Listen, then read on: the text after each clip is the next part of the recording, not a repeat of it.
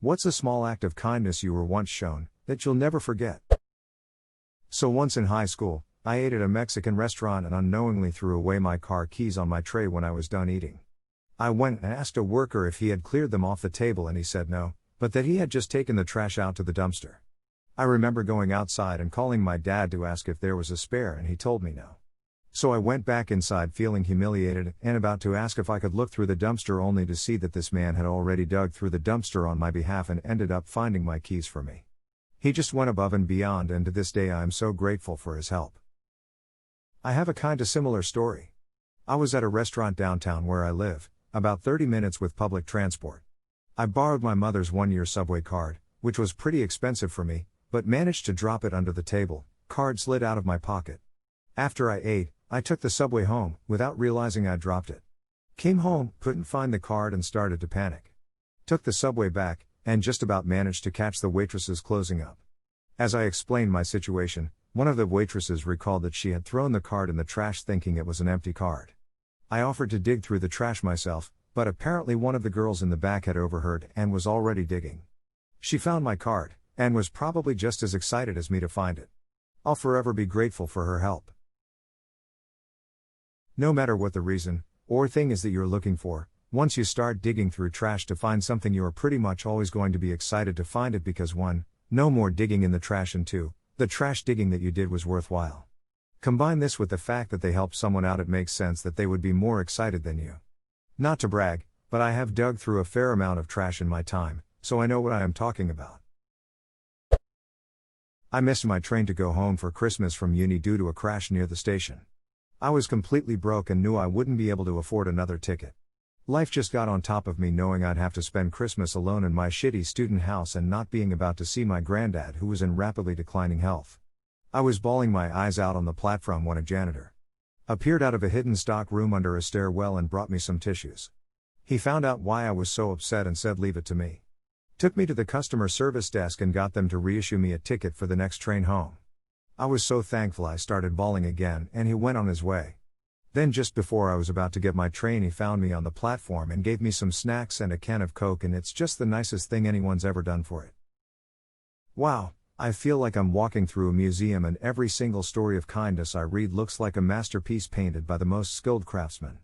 It's unreal how much beauty there is in these simple acts of kindness. Thank you so much for sharing this story.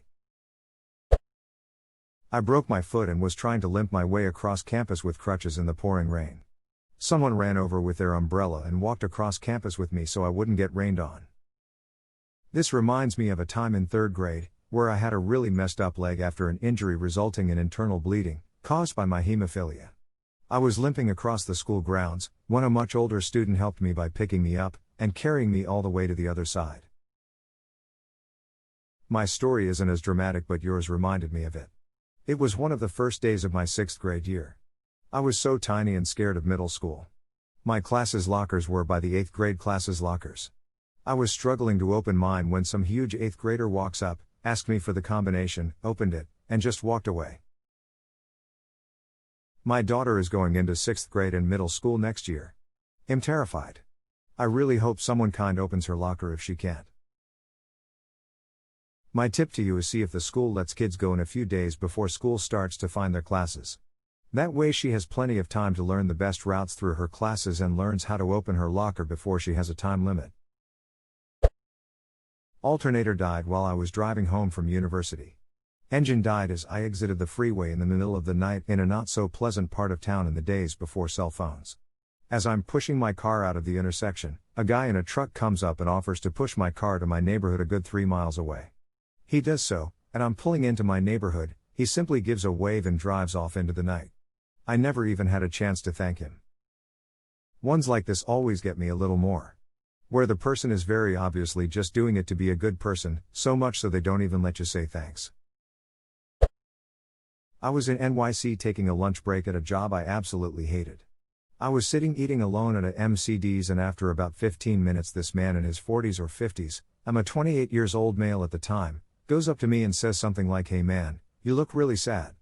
Things will get better." And just shook my hand. Takes a lot for one adult man to offer that up to another strange man. Really cheered me up. Edit, wow, woke up to this blowing up. Most upvoted comment yet, and thanks for the golden awards. Moments like that can be so powerful. I had a friend invite me out to dinner once, and when I arrived, she just hugged me. I broke down and cried. I'd been struggling with depression for so long and nobody close to me had noticed, but this couple I'd met on holiday and seen a few times since had seen something and took the initiative to ask, "Are you okay?" Without having to ask. I was around 19 years old in my first year of community college. My dad has lost his job and my mom was supported my entire family.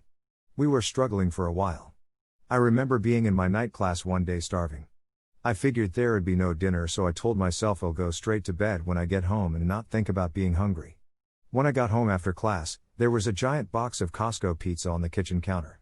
Apparently one of our neighbors had bought it for us because my dad fixed a part of her fence a few months back. I think it stuck with me because A, I was so ducking hungry, and B, the chances of her bringing food that night of all nights was insane to me. It might sound so stupid, but I'll never forget it.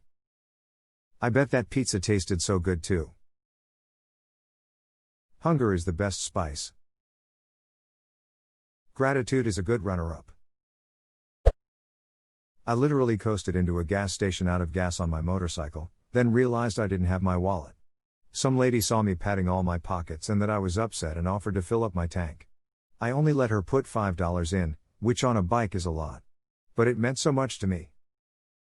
I ran out of petrol on my 125 not long after I started riding. Didn't realize I'd go through my reserve as fast as I did. I managed to get a few more miles down the road by laying the bike on its left side to get a few more drops into the carb, but eventually it wouldn't work anymore. I was about to start pushing when a guy pulled up next to me and said no fuel. I said yes and he told me to wait. About 10 minutes later he came back with a jerrycan of petrol and poured it in, but before I could offer him anything he said "happens to the best of us" and drove off. I assume he was a biker too and had the same happen to him once. He saved me the trouble of pushing the bike or getting recovered. I wish I knew who he was so I could repay him. Keep an eye out for the next rider. I stopped off the side of a road on a ride a couple weeks ago. I was just having a cigarette and stretching my legs, but it was remarkable how many bikers stopped to check, or slowed down and waited for me to give them a thumbs up in return. It's a shame bikers get a bad name in general. I've found it to actually be a really welcoming and supportive community in the UK. We're still demonized though. After my dad passed away, my depression kicked into overdrive. I went to the doctor and got a prescription for antidepressants. While I was picking up my prescription, I started crying. When I apologized to the pharmacist for crying like a child, the pharmacist said, "You don't have to apologize.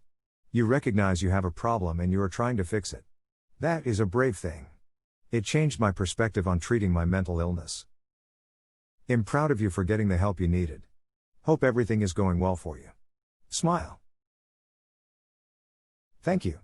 Things are going much better now. I was 9 years old, waiting for the school bus in Wisconsin winter. I had a thin coat, no hat or gloves. A woman driving past saw me and stopped, giving me a blanket from the back of her car. It was a long skinny one, so she wrapped it around my head and shoulders like a big scarf. I remember thanking her, but being confused.